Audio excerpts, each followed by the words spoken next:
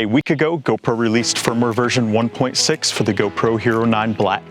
At the very top of the list of performance improvements for this camera, GoPro states this firmware update will improve touchscreen performance in menus and settings. Now, if you've owned the GoPro Hero 9 Black for more than a few months, you were probably skeptical when you saw this. I know I was. GoPro has stated this before in previous firmware updates, and each time I've done the update, there's maybe been a slight improvement, but that touchscreen has still been pretty bad.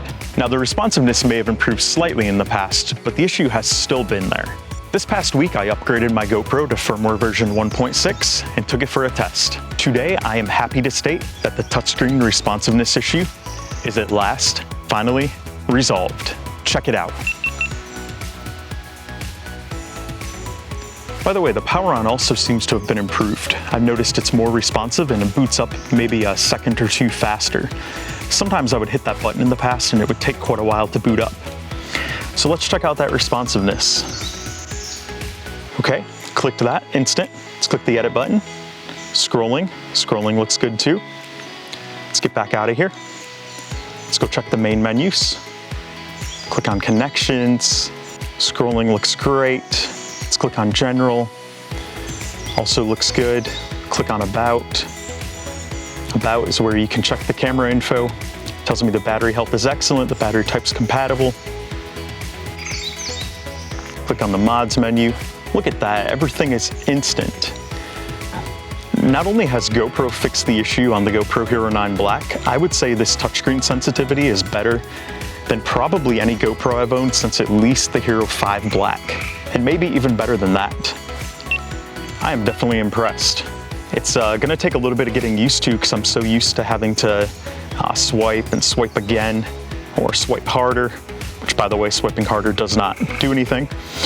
Something to note though, when you're touching the screen, just make sure you don't have more than one finger on there at a time.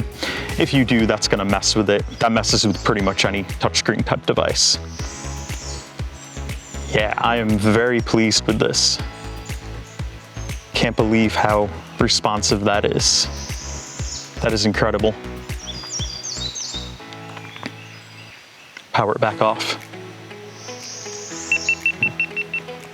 I am very pleased, GoPro. You need to do stuff like this more often and do it sooner. To be fair, that touchscreen responsiveness issue was probably not the easiest one for GoPro to fix. There's a lot of technicalities involved from a coding standpoint and otherwise. I'm just glad it's fixed. But hopefully in the future, GoPro will implement these fixes in their new cameras from the start, so we won't have this issue to begin with. That would be great. There are a few other performance improvements listed in this firmware that I think are going to be big as well. There are a few things on the firmware update that mention better connectivity with the Quick app.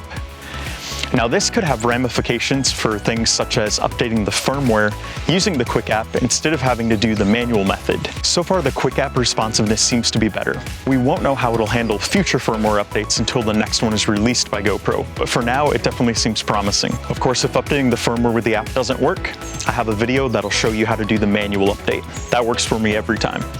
But I'm hopeful I can use the Quick app in the future because it is a few less steps and it could save some time, as long as it works the first time. GoPro also mentions improved reliability with the remote, so if you use the remote with your GoPro, you should expect to see improvements there.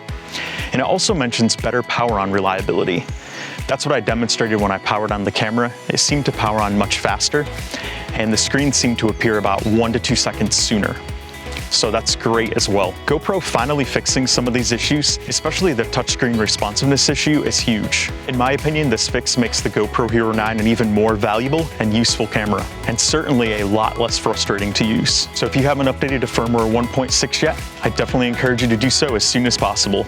If you need to use the manual method, check out my video above. If the Quick app works for you, then great. Until we talk again, happy GoProing with a new and improved touchscreen responsiveness.